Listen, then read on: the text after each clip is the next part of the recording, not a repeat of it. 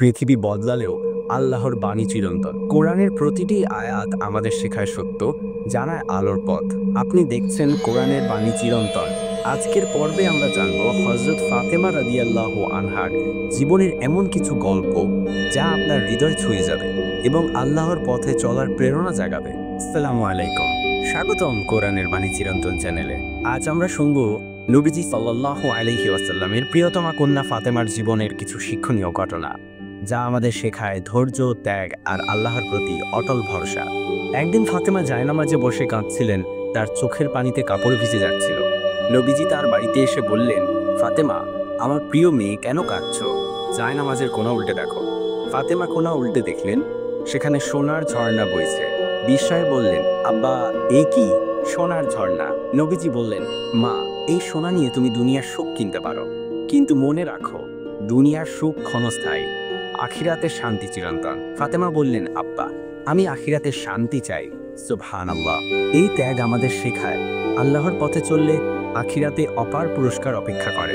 আরেকদিন ফাতেমা এত দুর্বল হয়ে পড়েছিলেন যে বিছানা ছাড়তে পারছিলেন না। নবীজি ছুটে এসে ডাকলেন, ফাতেমা, তুমি কোথায়? 3 বার ডাকার পর ফাতেমা দুর্বল কণ্ঠে বললেন, আব্বা, আমার শুধু একটা চাদর, পা ঢাকলে মাথা খোলা, মাথা ঢাকলে পা খোলা। নবীজি তার রুমাল দিয়ে বললেন, মা, এটা মাথায় দিয়ে দরজা খোলো। দরজা খুলে ফাতেমা বললেন, আব্বা, কয়েকদিন না খেয়ে আমার শরীর দুর্বল, মাথা ঘুরছে। নবীজি বললেন, ফাতেমা, আমিও 3 দিন না খেয়ে আছি। আল্লাহ চাইলে আমাকে দুনিয়ার সেরা খাবার দিতে পারতেন, কিন্তু আমি আখিরাত বেছে নিয়েছি। ধৈর্য ধরো, তুমি জান্নাতের মেয়েদের সর্দার হবে। ফাতেমা বললেন, আব্বা, তাহলে বিবি মরিয়ম আর বিবি আছিয়ার কি হবে? নবীজি বললেন, মা, তারা তাদের সময়ের সর্দার, তুমি কিয়ামত পর্যন্ত সব মেয়েদের সর্দার। সুবহানাল্লাহ। ফাতেমার ধৈর্য আমাদের শেখায় আল্লাহর উপর ভরসা রাখলে জান্নাতে সর্বোচ্চ সম্মান মেলে। একদিন ফাতেমা তার ইহুদি বন্ধুর সঙ্গে গল্প করছিলেন। মেয়েটি সুনল তার বাবা এক ধনী ছেলের সঙ্গে তার বিয়ে ঠিক করেছেন। সে ফাতেমার কাছে এসে বলল, ফাতেমা, তুমি আমার 12 বছরের বন্ধু, আমার বাবা আমার বিয়ে ঠিক করেছেন, আমি কি করব? ফাতেমা বললেন, বোন, তোমার বাবার পছন্দে রাজি হয়ে যাও। মেয়েটি বলল, তুমি আমার বিয়েতে আসতে হবে। ফাতেমা বললেন, বোন, আমরা মুসলমান, তোমরা ইহুদি, আমি গেলে লোকে আমার আব্বাকে নিয়ে কথা বলবে। মেয়েটি জেদ করে বলল, তুমি না গেলে আমি বিয়ে করব না। ফাতেমা রাজি হলেন, কিন্তু মেয়েটির বাবা বললেন, ফাতেমা গরিব, তার ভালো কাপড় নেই, নতুন কাপড় পরে এলে রাজি হব। মেয়েটি ফাতেমাকে বলল, বোন, তুমি নতুন কাপড় পরে আসবে। ফাতেমা কাঁদতে কাঁদতে বললেন, বোন, আমি কখনো নতুন কাপড় দেখিনি, আমাদের ঘরে খাবার নেই, কাপড় কোথায় পাবো? মেয়েটি বলল, তোমার আল্লাহ ব্যবস্থা করবেন, তুমি শুধু বলো, তুমি যাবে, ইনশাআল্লাহ আমি সবচেয়ে সুন্দর কাপড় পরে যাব। ফাতেমা নামাজে বসে দোয়া করলেন, হে আল্লাহ, আমার বন্ধুর বিয়েতে যাওয়ার জন্য একটা নতুন কাপড় দাও, যাতে সবাই অবাক হয়। নামাজ শেষে তিনি ঘরে 2টি প্যাকেট দেখলেন। নবীজির কাছে গিয়ে খুলতেই জান্নাতের সুবাস ছড়িয়ে পড়ল। নবীজি বললেন, মা, এ কাপড় জান্নাতের, আল্লাহ তোমার দোয়া কবুল করেছেন। ফাতেমা সেই কাপড় পরে বিয়েতে গেলেন।